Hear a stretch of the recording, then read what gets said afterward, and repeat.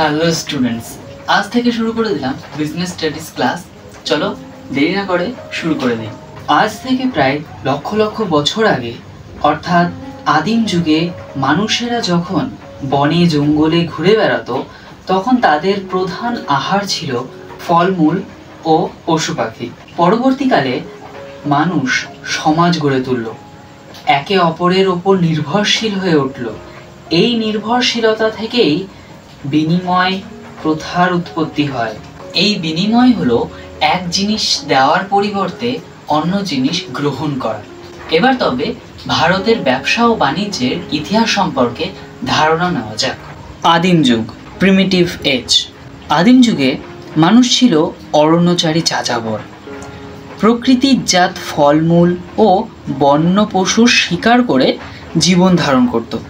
এই যুগে কোনো বিনিময়ের প্রয়োজন ছিল না, তাই এই যুগকে বলা হয় শিকারী ও গৃহস্থ অর্থ ব্যবস্থা বা হান্টিং অ্যান্ড হাউসহোল্ড ইকোনমি। যেহেতু এই যুগে বিনিময় প্রথা ছিল না, তাই এই যুগে কোনো কারবারেরও উৎপত্তি হয়নি। এরপরে বিনিময় যুগ আসে, বার্টার এজ। পরবর্তীকালে মানুষ নিজেদের স্থায়ী অঞ্চল তৈরি করতে শুরু করে আর নিজেদের প্রয়োজনীয় পণ্যও উৎপাদন করতে থাকে। এই পণ্যগুলো তাদের আশেপাশের কোনো অঞ্চলে বিনিময় করতে শুরু করে। এই বিনিময় থেকে সৃষ্টি হলো কারবার।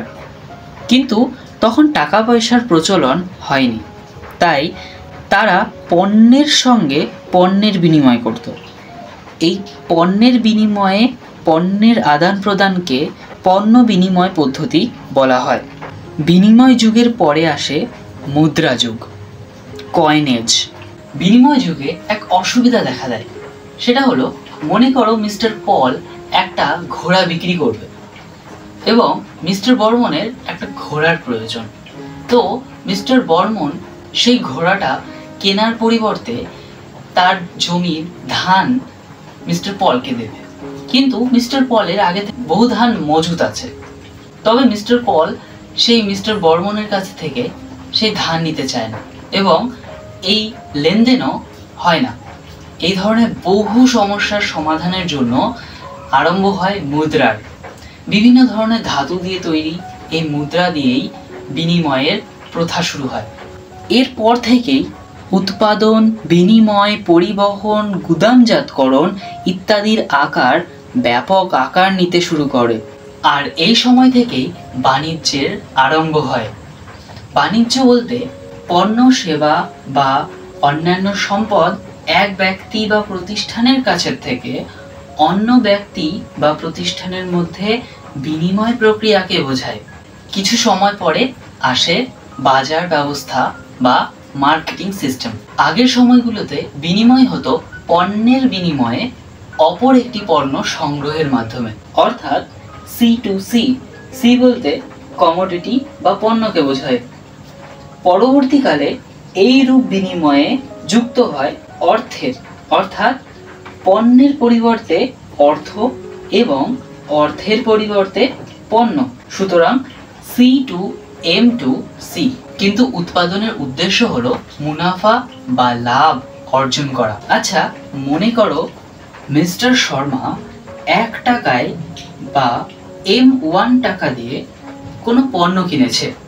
যদি তিনি মুনাফার উদ্দেশ্যে সেই পণ্যটি 2 টাকা বা M2 টাকা দিয়ে বিক্রি করে, তবে তিনি আগের তুলনায় বেশি অর্থ পাবে। তাহলে এই বিনিময় হলো M1 টু C2 M2। এটা মনে রাখবে, যে অর্থ দিয়ে পণ্য ক্রয় করেছি অর্থাৎ কিনেছি, সেই পণ্যকে বিক্রি করার সময় আগের অর্থের তুলনায় বেশি অর্থ উপার্জন করতে হবে। একে মুনাফা বা লাভ বলবে। এর পরের যুগ হলো মডার্ন এজ বা আধুনিক যুগ। এই যুগে মানুষের চাহিদা প্রচুর পরিমাণে বৃদ্ধি পেতে শুরু করে, আর এই চাহিদা পূরণের জন্য খুচরো ব্যবসা শুরু হলো।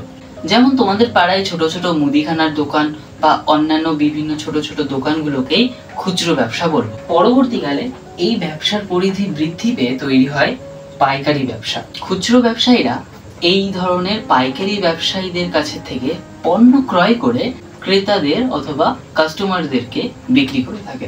আর এরপরে ব্যবসার পরিধি আরো বৃদ্ধি পেয়ে দেশ থেকে দেশের বাইরেও ছড়িয়ে পড়ল। তখন শুরু হলো আন্তর্জাতিক ব্যবসা।